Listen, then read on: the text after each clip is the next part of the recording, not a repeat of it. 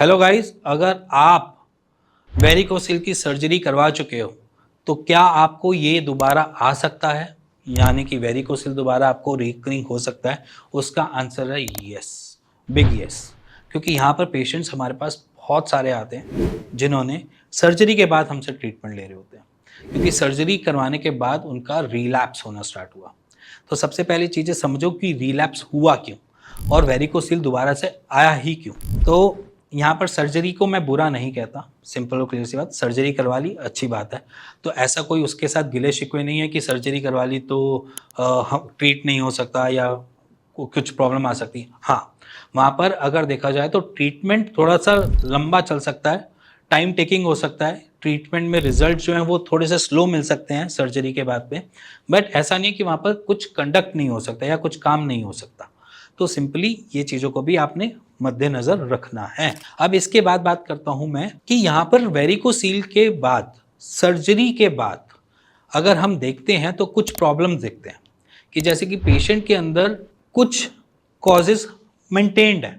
जैसे कि अगर वो कॉन्स्टिपेशन से वेरिकोसील डेवलप हुआ है, क्योंकि वेरिकोसील जो है वो लाइफस्टाइल डिसऑर्डर है।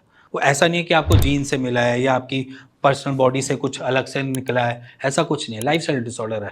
लाइफस्टाइल डिसऑर्डर माने कि आपके लाइफस्टाइल में कुछ ऐसी प्रॉब्लम्स हैं जिसकी वजह से वो वेरिकोसील बना है।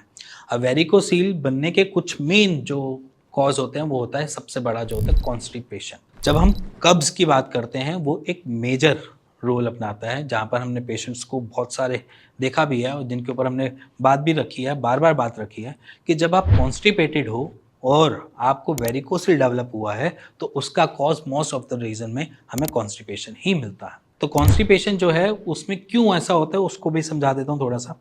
देखो, नॉर्मली क्या होता है कि जब हम स्टूल पास करने जाते हैं या हम मोशन करने जाते हैं तो हम कुछ ना कुछ नीचे की तरफ फोर्स लगा रहे होते हैं, जोर लगा रहे होते हैं, अपने लोअर एब्डोमेन को टाइट कर रहे होते हैं या अपनी टमी को टाइट कर रहे होते हैं।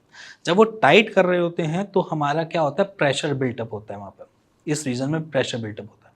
तो प्रेशर जब बिल्टअप होता है तो वो लोअर डाउन की तरफ जाते हैं, नीचे की तरफ वो प्रेशर जाता है। अब क्या होता है कि कुछ जो ओबीज पेशेंट होते हैं उनको वहाँ पर पाइल्स फिस्टुला की शिकायत ज़्यादा मिल जाती है। जो लीन होते हैं, जो पतले होते हैं पेशेंट्स, उनके साथ क्या इशू आता है कि उनका प्रेशर जो कॉन्स्टिपेशन की वजह से जो डेवलप हुआ है प्रेशर, वो प्रेशर डाइवर्ट होता है टूवर्ड स्क्रोटम, और स्क्रोटम के पास कोई भी मसल बेस नहीं है, कोई भी बोन बेस नहीं है, जिसकी वजह से उस तरफ डाइवर्ट होने की वजह से वहाँ पर वेन्स में वो प्रेशर बनता है और मिलता है।